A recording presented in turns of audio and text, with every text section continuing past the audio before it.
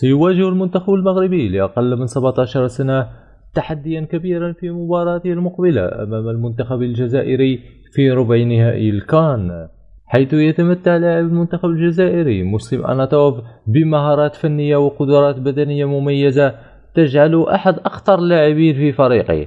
ولذلك يجب على فريق المنتخب المغربي توخي الحذر في المباراة والعمل على إعداد خطة محكمة للحد من فاعلية أناتوف.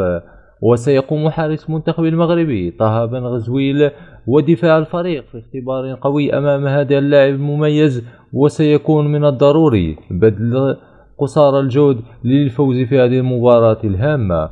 وستقام المواجهة يوم الأربعاء القادم ابتداء من الساعة 8 بتوقيت المملكة المغربية، ومنقولة على قناة بي ان سبور 4 وبروغرام ناسيونال ألجيري.